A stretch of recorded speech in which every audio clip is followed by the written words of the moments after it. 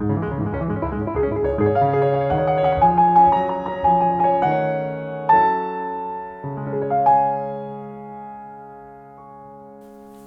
pianisti di Telemasterclass!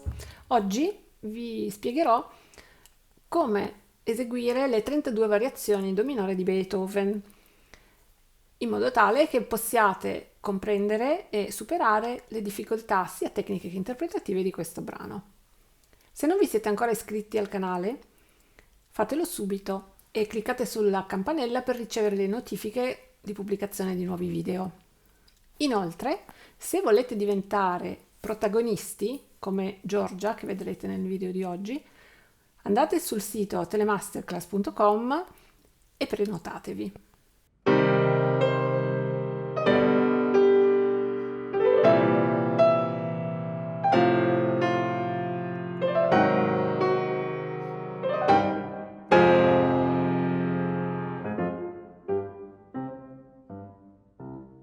Le 32 variazioni di Beethoven furono composte nel 1806, un anno molto fruttuoso. Infatti fu lo stesso anno in cui Beethoven compose la Quarta Sinfonia, il Quartetto Rasmowski e il Concerto per violino orchestra. Questa composizione rappresenta l'unione di due, nel tema iniziale, di due aspetti tipici dell'epoca barocca. Alla mano sinistra è affidato un disegno di accordi discendenti per grado congiunto che ci fa pensare alla ciaccona barocca.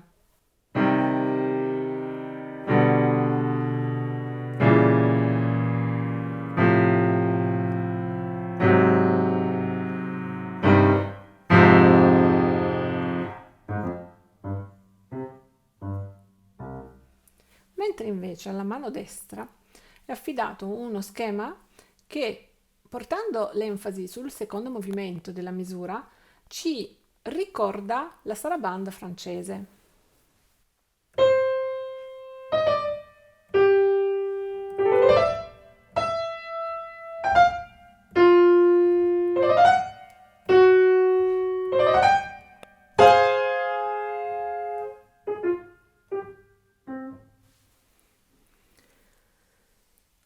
Naturalmente, ricordando quello che il musicologo Stein dice a proposito della ciaccona barocca, molti compositori di quel periodo, cioè dell'epoca bachiana per essere più chiari, avrebbero utilizzato uno schema armonico come quello appunto che Beethoven utilizza per la sinistra, lasciandone un significato e un carattere, rendendoli neutri e aggiungendo poi un valore, diciamo, espressivo via via che il brano procede. Abbiamo ciaccone addirittura con 110 variazioni, come quella di Marcello, oppure con 62, come la ciaccona di Handel. Beethoven in questo caso diciamo che crea un conflitto e la sua risoluzione in 8 misure. Qui abbiamo un percorso che per la mano sinistra è discendente, quindi una sorta di dettame del destino, se vogliamo, no? Questo andamento così greve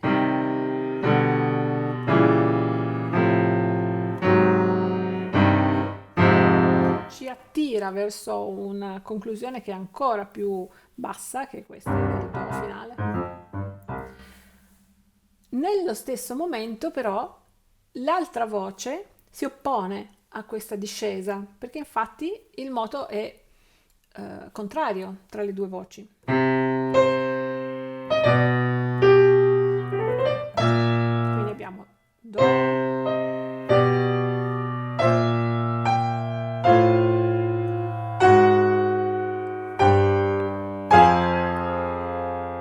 Questo è il conflitto, diciamo, e la soluzione invece unisce i due elementi portando ad una risoluzione. Tra l'altro Beethoven segna uno sforzato sull'accordo che è quello che determina la fine, no? di questo moto contrario, questo accordo qui. E poi chiude in piano. La raccolta delle variazioni può essere suddivisa in 3 sezioni. La prima sezione va dalla variazione 1 alla variazione 11 e con la variazione 11 si conclude anche una sezione dedicata, diciamo, al do minore. Dalla 12 partiamo con una sezione invece in maggiore, in do maggiore, che inizia con una variazione lenta. La seconda sezione è più breve della precedente, va dalla variazione appunto 12 alla variazione 16, che è la variazione che conclude appunto la scelta, diciamo la tonalità di do maggiore, e ritorna al do minore, di nuovo con una variazione lenta, e comprende tutte le variazioni fino alla fine, fino alla 32, compresa la coda. Adesso vediamo nel dettaglio il carattere e la struttura di ogni variazione. Iniziamo ora ad ascoltare l'esecuzione di Giorgia, che sarà interrotta alla fine delle diverse variazioni, in modo tale che io possa darvi qualche suggerimento.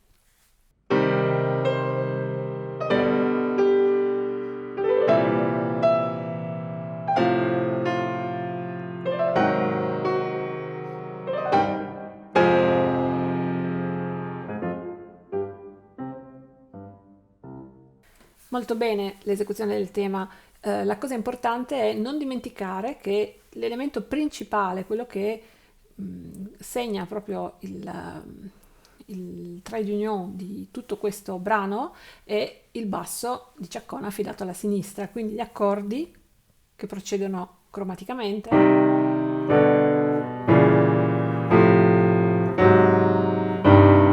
devono essere sempre molto importanti. Naturalmente è interessante sentire questo appoggio sul secondo movimento invece della mano destra, però non bisogna dimenticare che il percorso principale è segnato dalla sinistra.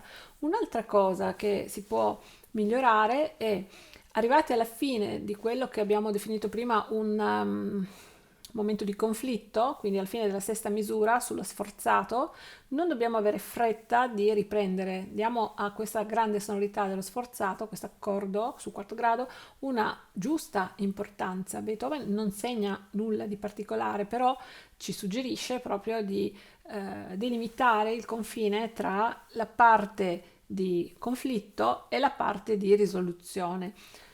Per migliorare ancora di più questo distacco tra i due elementi, ricordiamo che la conclusione nelle ultime 2 misure deve essere suonata con una sonorità delicata ma non troppo molle, quindi con dita che immaginano di suonare un pizzicato di archi in orchestra. Non, non è un valore di croma in questo modo, ma qualcosa di dinamico, qualcosa che deve avere una tensione, nonostante diciamo l'enfasi e il punto di massima tensione sia sull'accordo precedente, però abbiamo questa conclusione comunque cadenzante, quarto, quinto, primo grado, e la dobbiamo segnalare, ma come se questo elemento fosse quasi sottomesso al volere di ciò che è stato detto prima.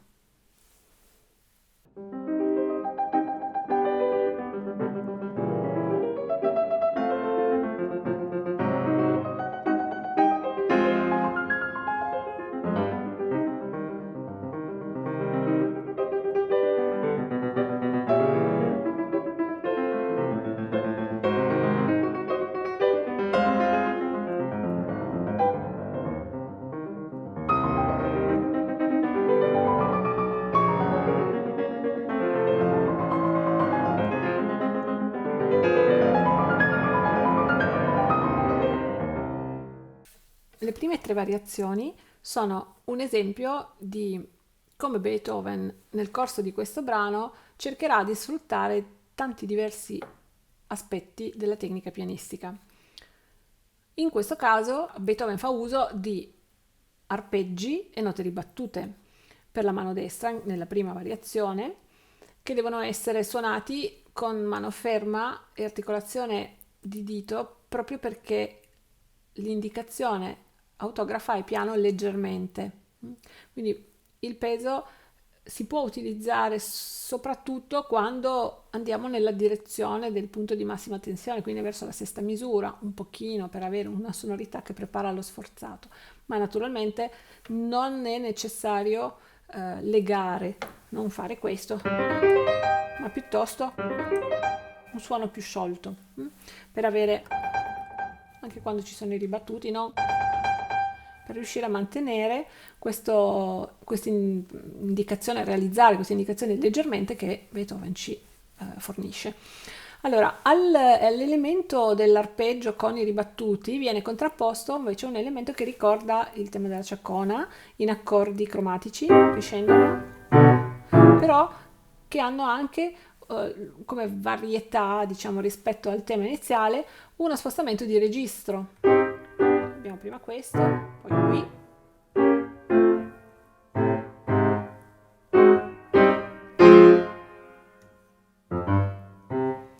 Nella variazione 2 l'idea si inverte. Alla sinistra abbiamo gli accordi arpeggiati, gli arpeggi sostanzialmente con il ribattuto, invece il disegno che era prima della sinistra è passato alla destra. Nella terza variazione vince, tra virgolette, l'idea dell'arpeggio con il ribattuto, perché entrambe le mani hanno questo tipo di tecnica che viene eseguita, che viene realizzata però per moto contrario, quindi in questo modo e poi ribattuti.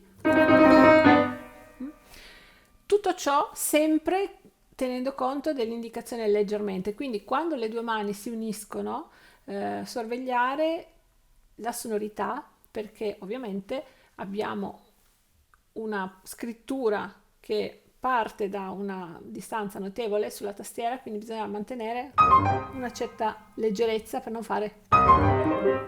caricare troppo di sonorità. Per quanto riguarda la diteggiatura, possiamo lavorare in due modalità differenti per cercare poi di trovare la soluzione più giusta. Una soluzione, che è quella più frequentemente utilizzata, è quella della sostituzione, quindi suonare le note dell'arpeggio e poi, una volta arrivati alla fine dell'arpeggio, sostituire 3, 2, 1 e poi ripartire, mettendo una diteggiatura che in questo modo non stanca la mano. Altre diteggiature utilizzate nel tempo, anche nelle diverse revisioni, prevedono l'impiego dello stesso dito per il ribattuto. Questo è utile per sottolineare quella necessità di avere un suono molto pronunciato e non legato, ma potrebbero irrigidire alcune mani che non si trovano a loro agio. Per cui si possono studiare entrambe le soluzioni tenendo presente comunque che il risultato finale deve essere quello di un suono non troppo legato, quindi sciolto, si direbbe in termini legati alle tastiere storiche, molto definito, molto pronunciato, pur leggero. Naturalmente anche una caratteristica che limita in questo caso l'uso del dito sempre uguale sul tasto è legata alla velocità iniziale scelta. Beethoven ci dà un allegretto, quindi la velocità poi è questa. Quindi è possibilissimo suonarle anche con lo stesso dito, ma la tecnica del dito ribattuto con con sostituzione è più agevole senz'altro.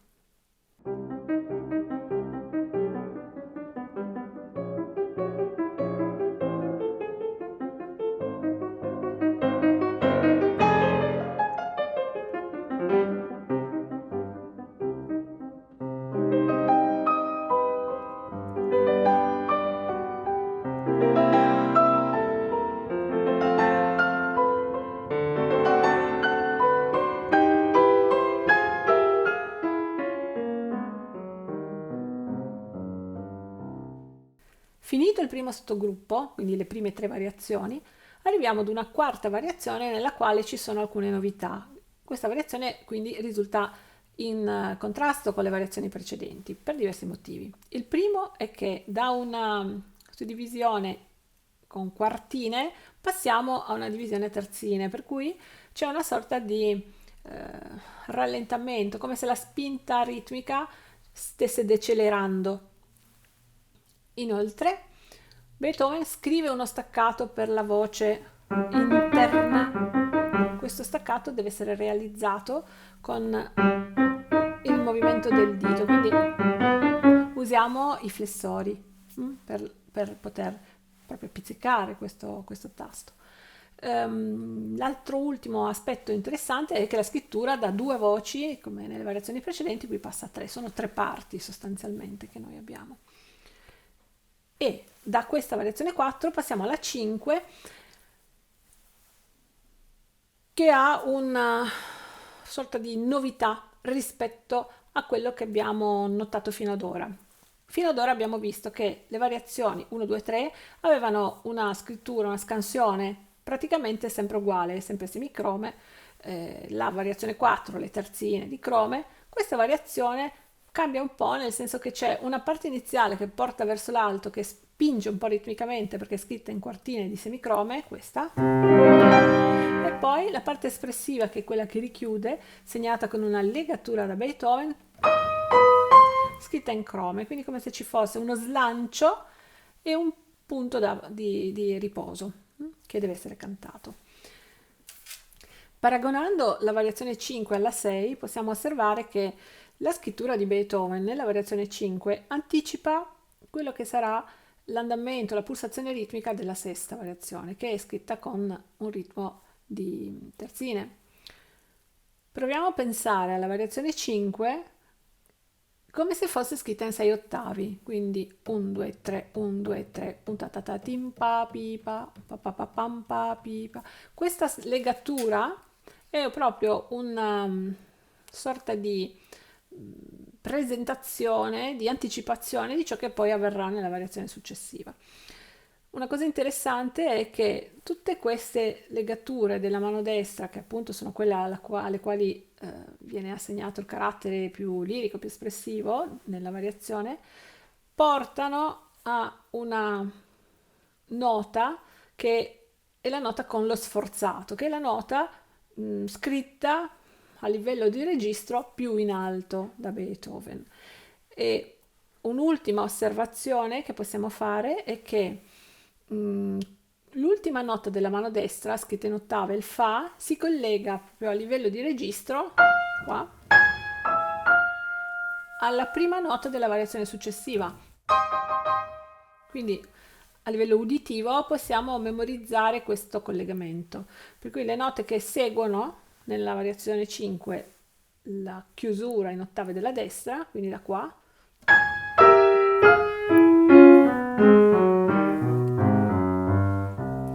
sono proprio una parte che ha perso l'energia espressiva, chiude, e ciò che era invece il punto di massima espressione, che partiva appunto dallo sforzato, arriva poi all'elemento di terzine, che è in fortissimo e che inizia, che apre la sesta variazione.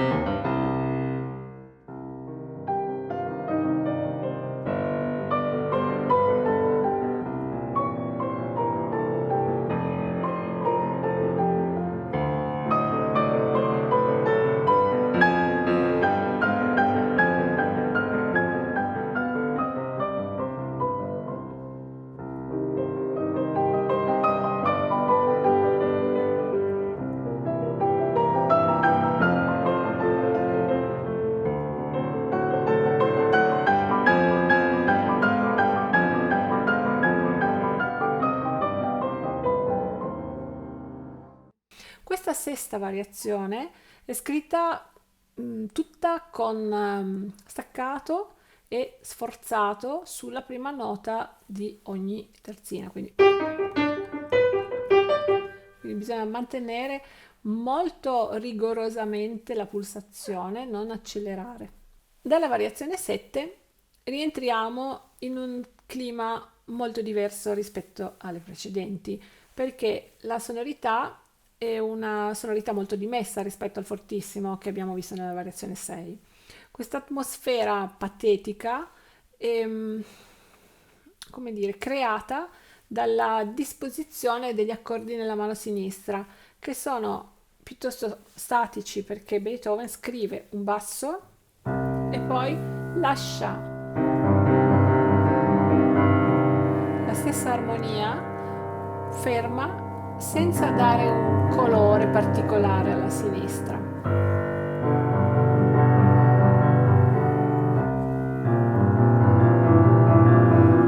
E sopra questo si disegna la linea discendente, che anche a maggior ragione ha questo aspetto maggiormente patetico, della mano destra che suona le ottave legate.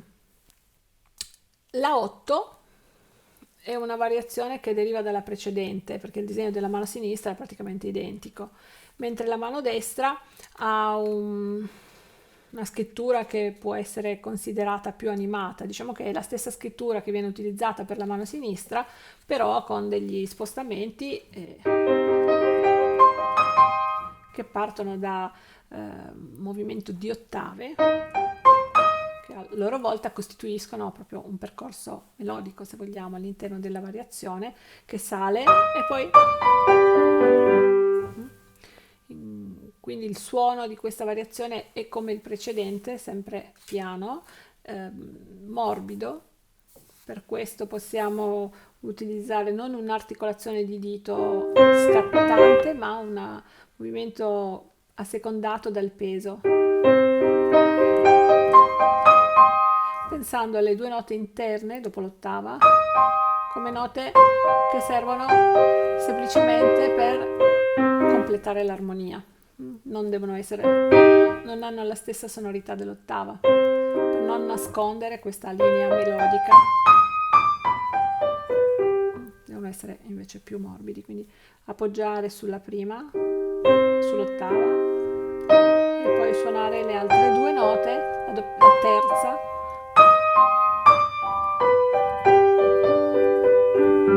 più morbida rispetto all'altra, come se l'energia utilizzata per appoggiare l'ottava si esaurisse suonando la doppia nota, la terza all'interno.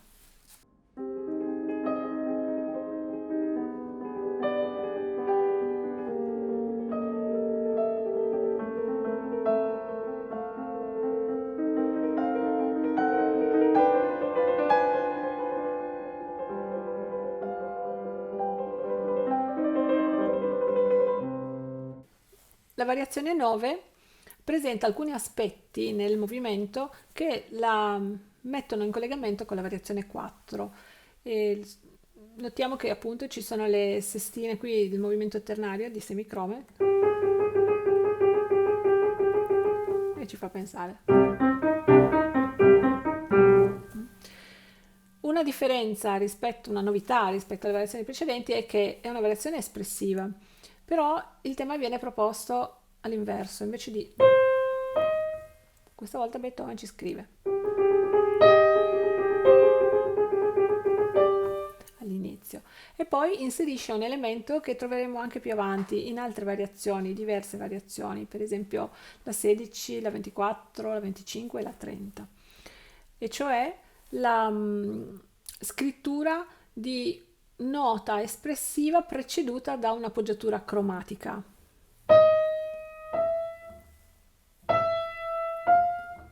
E va fino alla bemolle e poi finisce questa idea.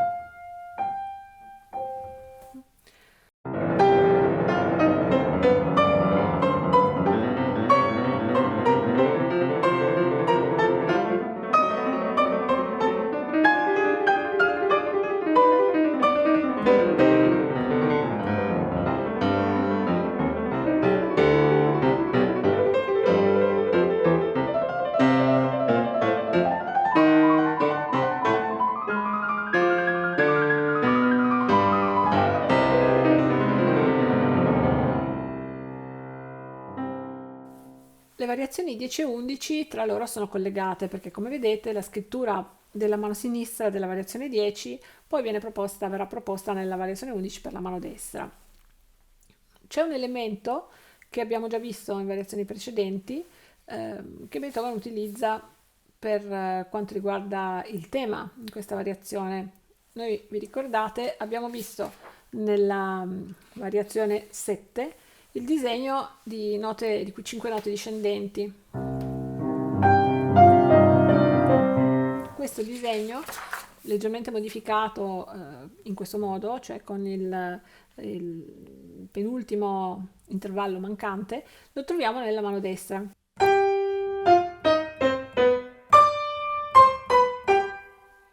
È interessante perché ha un carattere totalmente rispetto a prima, totalmente diverso, però è lo stesso, la stessa cellula, diciamo, che Beethoven ha già utilizzato. Per quanto riguarda lo studio della mano sinistra, un lavoro deve essere fatto con uno scatto rapido delle dita, quindi consiglio di applicare uno studio non tanto di rotazione, ma proprio di articolazione, con un percorso preparatorio che deve valorizzare lo scatto del dito, quindi un lavoro molto rapido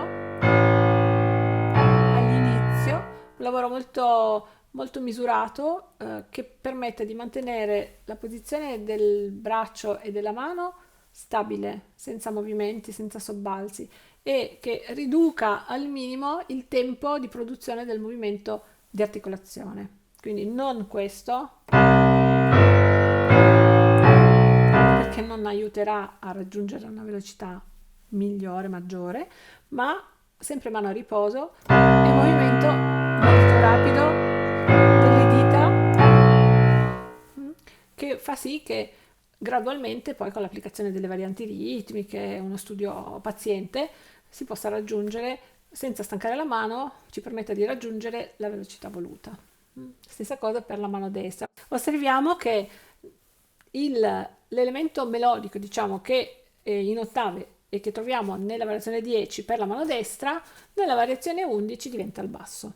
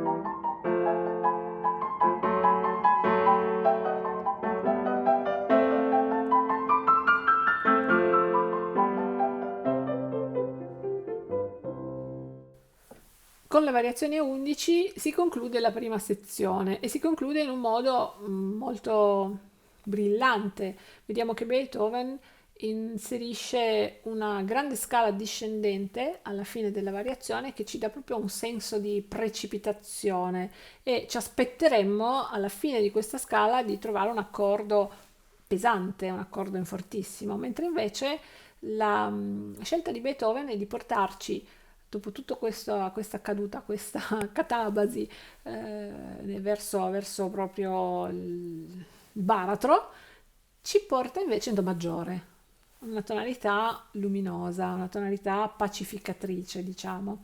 E anche la scansione ritmica della variazione 12, che apre appunto la seconda sezione, è molto diversa dalle precedenti. Spesso infatti la si sente eseguire con una sorta di ansia perché tutto ciò che è avvenuto prima per il pianista è impegnativo sia da un punto di vista emotivo che da un punto di vista proprio meccanico, per cui si arriva un po' con, perdonatemi il termine, la lingua di fuori alla fine di questa variazione 11.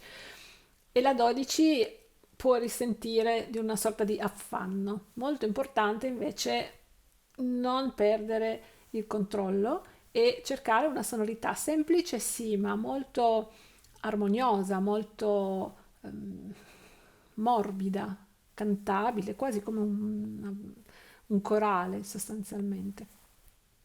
Allora, questa variazione, questa 12, con la sua semplicità, vedete anche che è proprio priva di qualunque ornamentazione, ci porta in una zona nella quale Beethoven decide di utilizzare un tipo di armonia che consente un lavoro sul suono delicato, sul legato anche.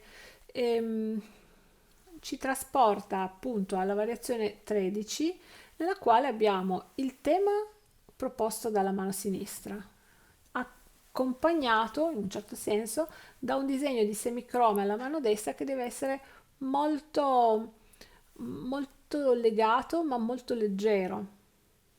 È presente il tema in, in un modo meno evidente, certamente, rispetto a quanto non sia evidente nella mano sinistra, però ci sono delle note che appartengono al tema e le possiamo trovare anche nel disegno della destra.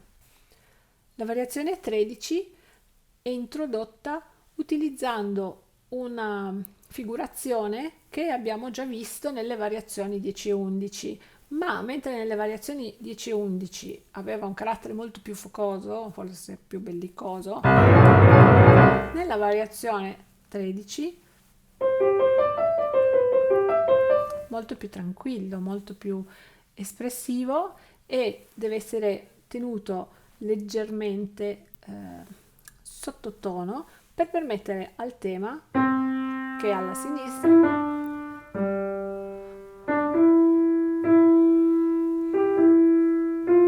di emergere. Non ci sono tensioni, Beethoven indica piano e in qualche modo diluisce anche proprio il passaggio che di solito rappresenta un po' il picco di tensione che è la sesta misura, lo diluisce con questa discorsività delle semicrome, in modo tale da portarci poi al collegamento con la variazione 14 senza molte scosse. In effetti la variazione 14 è molto simile alla 13, la differenza sta nel tipo di formula tecnica utilizzata che prevede l'uso delle doppie note, mentre prima c'era la nota singola, qui abbiamo le doppie. E Beethoven ci dice che sono staccate, quindi uno staccato che non deve essere troppo marcato, deve essere corto ma molto elastico perché l'indicazione che lui ci dà è sempre piano. E nella variazione successiva, anche nella 15, lui ancora ci dà indicazione dolce, quindi in tutto questo percorso delle variazioni che fin qui sono in Do maggiore e arrivano alla variazione 15 non abbiamo ancora nessun cambiamento. Un po' di cambiamento lo avremo dalla fine della variazione 15 alla variazione 16, che è un pochino più dinamica anche come scrittura, perché vede anche un contrasto che è anticipato nel basso della variazione 15, che è un basso in terzine, e che poi è lo stesso basso della variazione 16, che rimane in terzine, ma che si arricchisce di una scrittura in quartine nella destra che dà maggiore dinamicità, maggiore spinta ritmica a tutto l'insieme, e che conclude la sezione 2.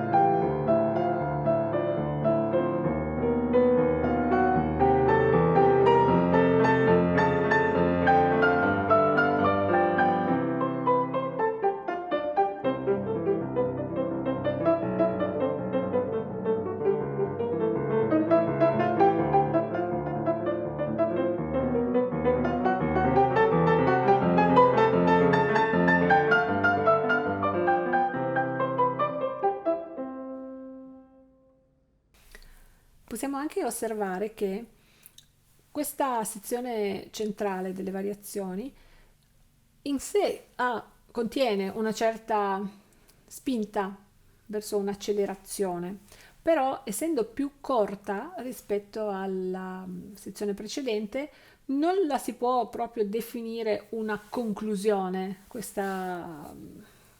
punto nel quale noi arriviamo alla variazione 16. È una sezione che presenta un certo movimento che diciamo si evidenzia sempre più gradualmente da un punto di vista ritmico, però non è così evidente come è successo nella prima sezione, dove appunto la variazione 11 costituiva proprio una sorta di conclusione dell'insieme.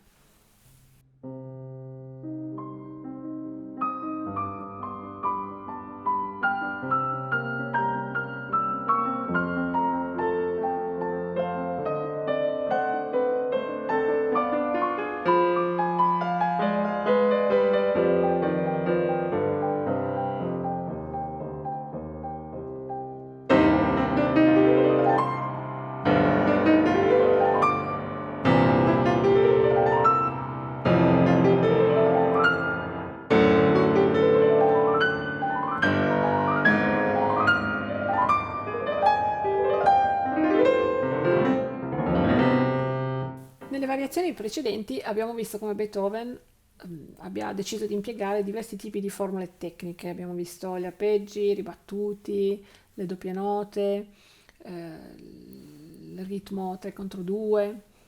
In questo caso Beethoven utilizza una figurazione di biscrome in scala.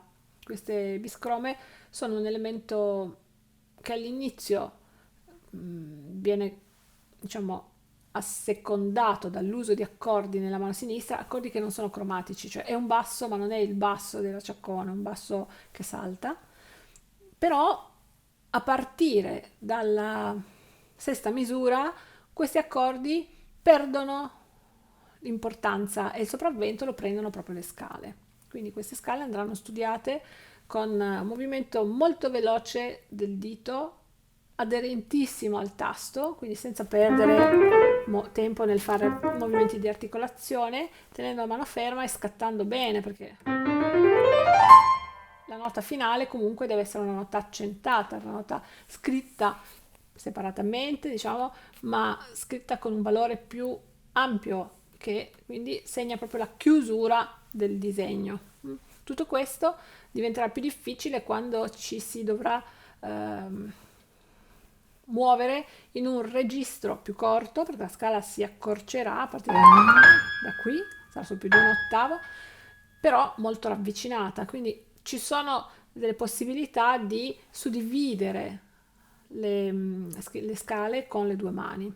Ci sono delle possibilità di fare una cosa di questo genere, per esempio, dividendole così, quando non ci sono poi più le note del basso per la mano sinistra. Può venire in soccorso nella destra.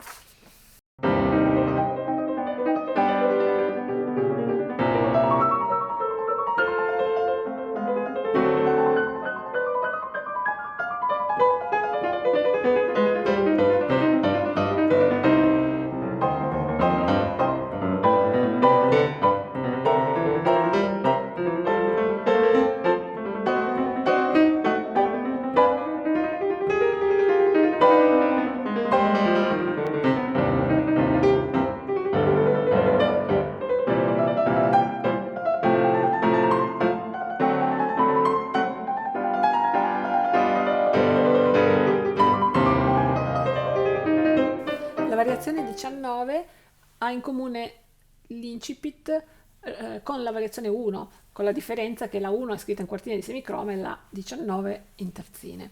E poi anche nella ripetizione delle terzine successive sentiamo come ci sia una specie di allitterazione del sol che si ripete così come era nella ripetizione iniziale quando c'erano i ribattuti nella variazione 1. A questo tipo di scrittura si accompagnano gli accordi che sono in piano, dove c'è la legatura, e poi forte quando l'armonia cambia. Le variazioni 20 e 21 sono scritte con la stessa formula, soltanto invertita, cioè la variazione 20 ha il disegno di terzine alla sinistra e la variazione 21 ce l'ha alla destra.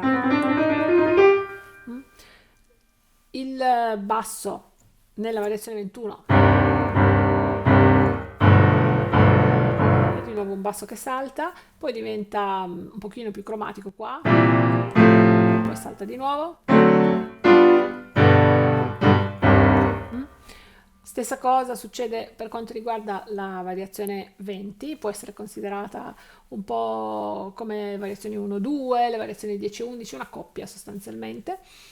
Mm, Nella variazione l'unica differenza che si nota è che nella variazione 21 il punto, diciamo, di massima tensione viene anticipato nella misura 6, mentre invece nella variazione 20, 1, 2, 3, 4, 5, 6, 7 ce l'abbiamo nella battuta 7. Questo.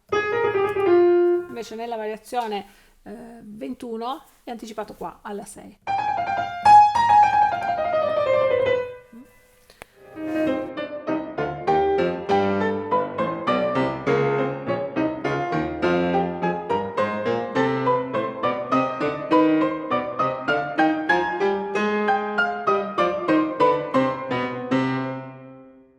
La variazione 22 ci presenta un tipo di scrittura in ottave.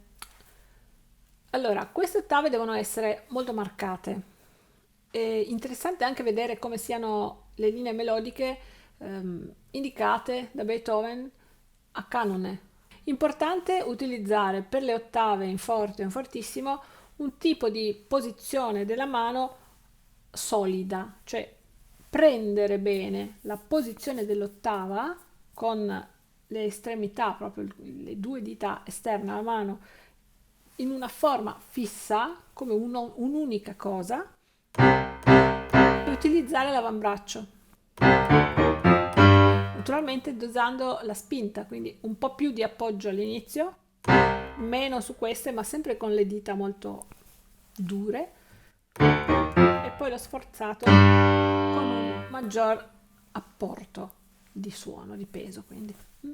Questo ci permette di avere una chiarezza, ma anche una robustezza nel suono dell'ottava che rende quest'ottava la tipica ottava beethoveniana.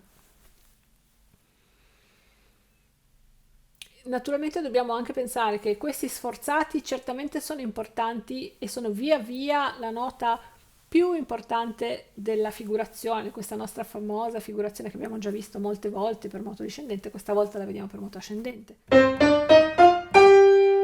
Però, siccome abbiamo anche una scrittura che ci porta al culmine sempre verso la fine della variazione, in questo caso all'inizio proprio della settima misura, dobbiamo anche pensare che la sonorità dovrà crescere, per cui non dobbiamo forzare le prime ottave dando loro carattere, ma non troppo peso, non devono essere troppo grevi per evitare poi di dover dare alla sonorità un aspetto brusco, un suono urtato. Misuriamo bene il movimento e utilizziamo nel portare le note nel portare il braccio, l'avambraccio da una posizione all'altra, utilizziamo il rimbalzo. C'è una sorta di movimento che si crea di riflesso, no? Come una sorta di spinta che è data dal ritorno del tasto. Non è necessario suonare tutto forte così, ma si appoggia la prima nota e si va sempre verso l'ultima, che è quella più importante. E diventa più importante, quindi più sonora, man mano che si va avanti.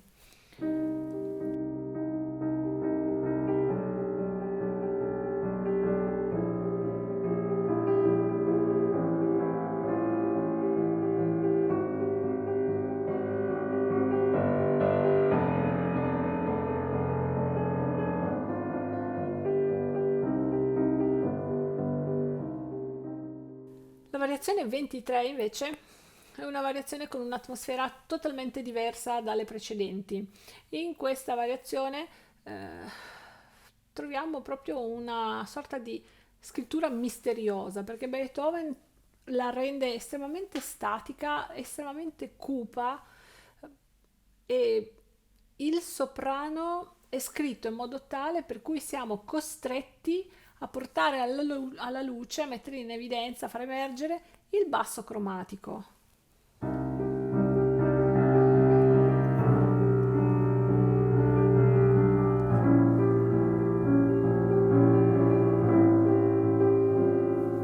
molto bella questa variazione, però bisogna appunto tenere conto del fatto che la sonorità della mano destra è proprio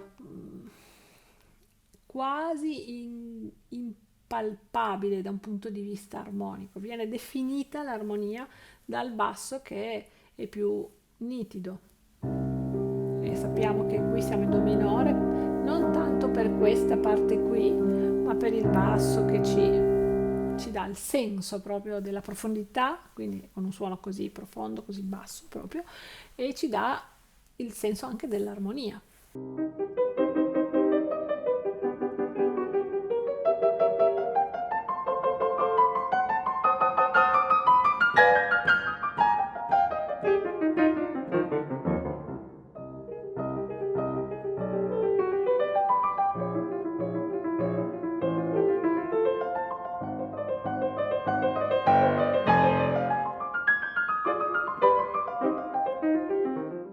La variazione 24 è scritta con staccati, pianissimo. Il basso in questo caso serve soltanto da sostegno armonico. Abbiamo l'aggiunta, Beethoven inserisce qui una acciaccatura che va suonata sul battere. E poi abbiamo degli sforzati che segnano il movimento discendente. Questi sforzati sono un po' il collegamento con la variazione successiva. L'elemento discendente lo ritroveremo anche nella variazione 25 e nella variazione 26.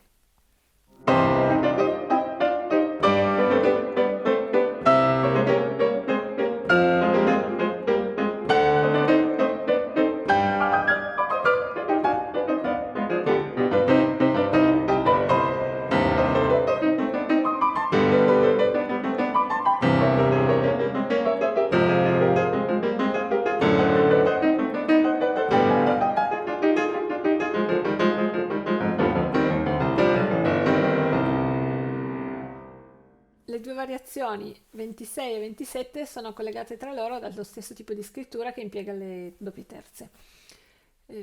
Sono da suonare con molta energia, sia per quanto riguarda le semicrome, che devono essere articolate ma allo stesso tempo staccate, quindi con l'uso del polso, e poi invece la nota che salta, che parte dall'accordo,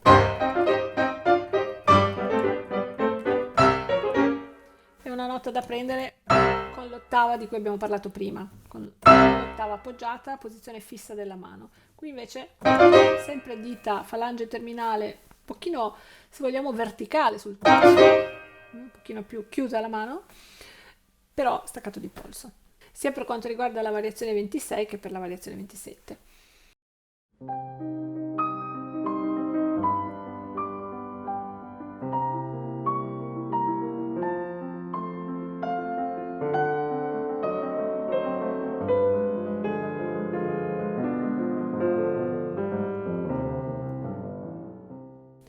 La variazione 28 ha delle similitudini con la variazione 17 per quanto riguarda il basso. Però la melodia è più semplice non solo per l'indicazione di Beethoven, ma anche perché è solo una linea, mentre prima c'era la sovrapposizione di due linee, la linea discendente che si univa alla linea del tema.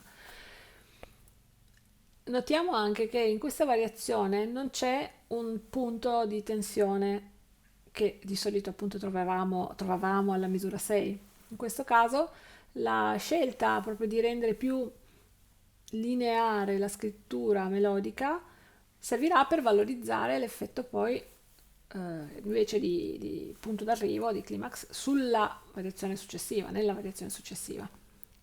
E questa variazione, la numero 29, appunto la successiva, ha un carattere molto grintoso.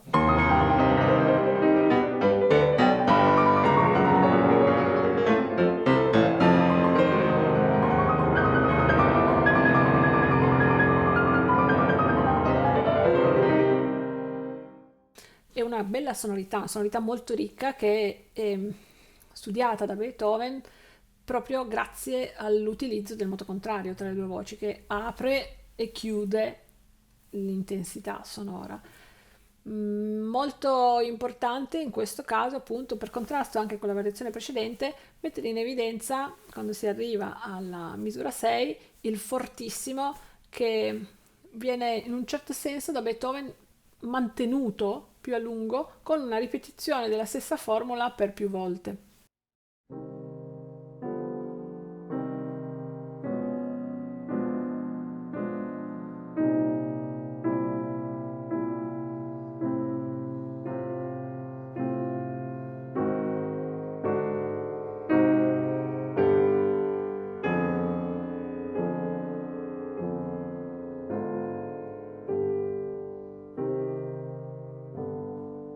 La variazione 30 apre la sottosezione conclusiva, quindi le ultime variazioni.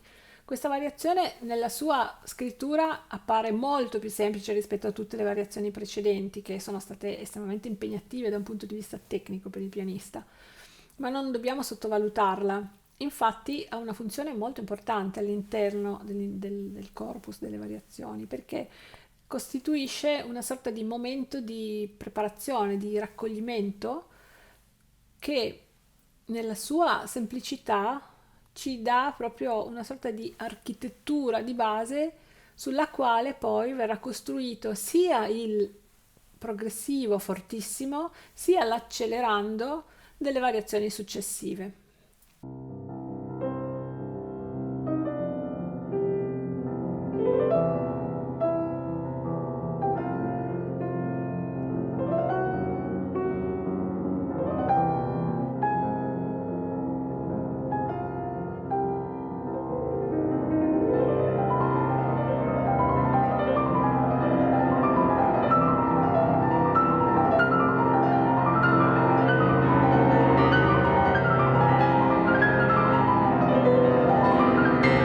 La variazione 31 è scritta su un pedale di Do. È una variazione nella quale il tema ha un raddoppio, è scritto in ottave, e gradualmente abbiamo una accelerazione della pulsazione interna, perché vediamo che dal gruppo di 4 note, di 4 biscrome nella sinistra, andiamo a 5, poi torniamo a 4, come se la tensione accumulata si distendesse un po' qui, per poi riprendere.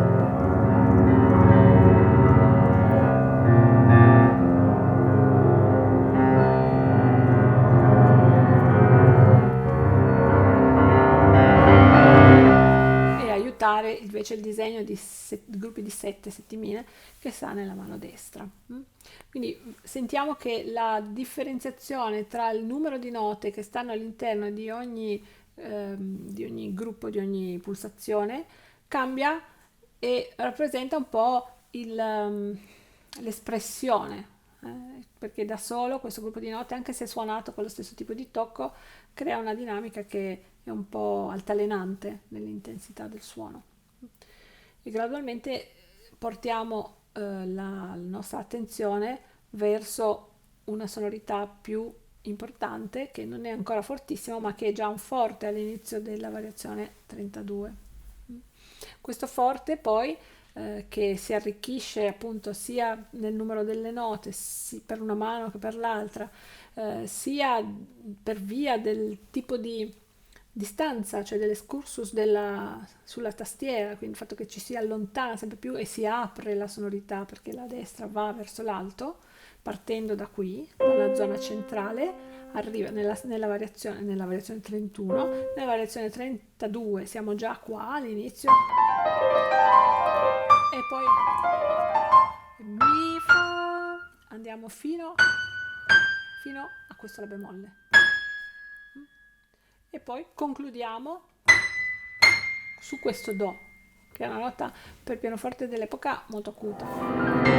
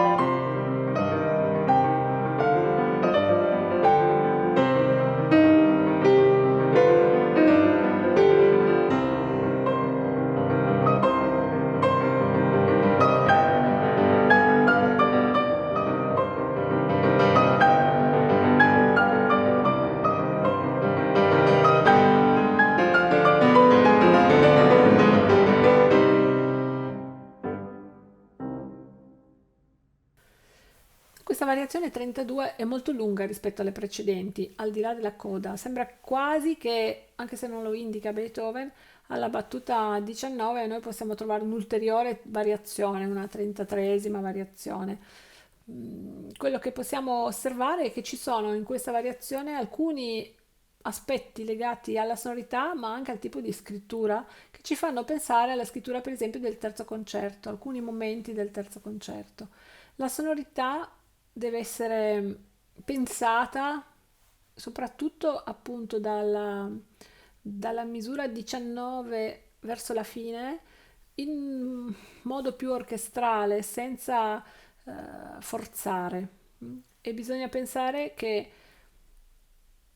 la conclusione è proprio qualcosa che ci deve convincere di un'idea, cioè ha un carattere, quest'ultima sezioncina finale dove c'è la coda proprio, ha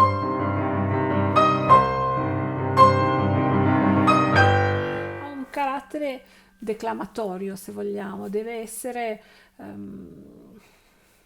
eloquente nell'espressione, per cui non dobbiamo accelerare assolutamente in precedenza, dobbiamo mantenere la pulsazione molto regolare, molto stabile e cercare delle sonorità belle, soprattutto nella parte qui dove abbiamo a battuta 19 questo disegno, questo fraseggio. Cerchiamo di realizzarlo non tanto con movimenti della mano, ma piuttosto con un movimento preciso del dito, che invece di fare questo con caduta e quindi relativo accento sulla nota d'arrivo dopo la caduta, cerchiamo di farlo solo con le dita in modo da ampliare la frase senza sballonzolare troppo tra suoni più forti e suoni meno forti, lavorando proprio solo di articolazione, con un fraseggio articolato bene. E poi nella parte invece dove abbiamo questo, cerchiamo di non fare in modo che il disegno del trillo che abbiamo sotto sia influenzato minimamente dal tema.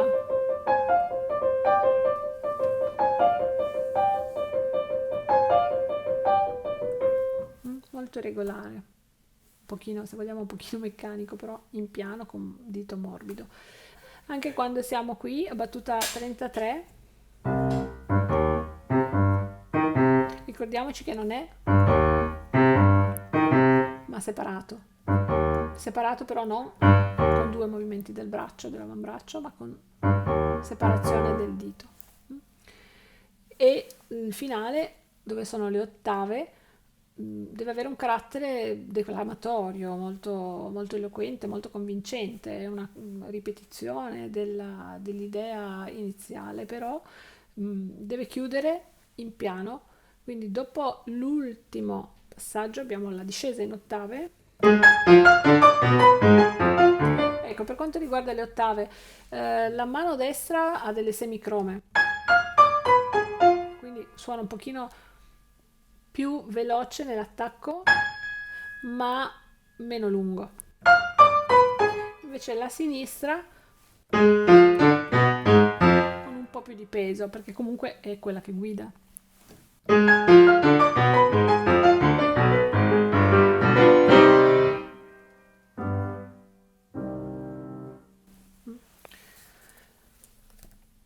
E questo tipo di conclusione ci riporta alla struttura del tema, perché questa cadenza quinto primo è quella con cui il tema si è concluso ed è questo tipo di cadenza proprio che si ripete così spesso, è quella sulla quale è costruita proprio la pagina finale di queste 32 variazioni. Buon lavoro!